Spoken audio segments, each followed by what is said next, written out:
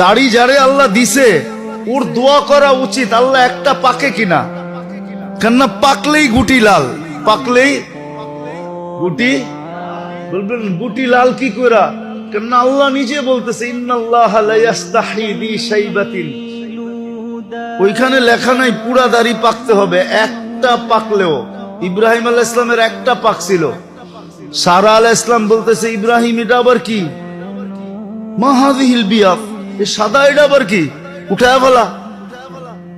তো বোর কথায় উঠাইতে গেছিলেন, হাত বাড়াইছেন, আল্লাহ উপর থেকে আওয়াজ দিছে খলিল হাত নামান। কয় কেন? কয় এটা সাদা না, এটা সম্মানের সিল, তোমাকে সম্মানিত করার চিহ্ন দিলাম, চিহ্ন সাদাটা সম্মানিতের চিহ্ন।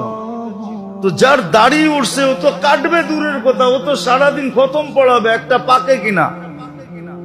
যদি কয় পাকে কি জন্য, কয় পাকলেই তো গুটি লাল, আল্লাহ লজ্জা করবে শাস্তি দিতে, আর কি দরকার। আর জাগো সব ডিপাইকা গেছে, ওগো তো কোনো কথাই নেই, ওগো তো ডেলি খুশির জন্য মানুষে ফুল দেওয়া দরকার।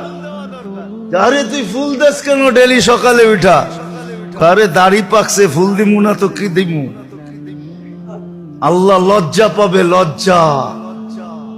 তো দাড়ি দেখে তো জান্নাতে চলে যাবে, কসম খোদা।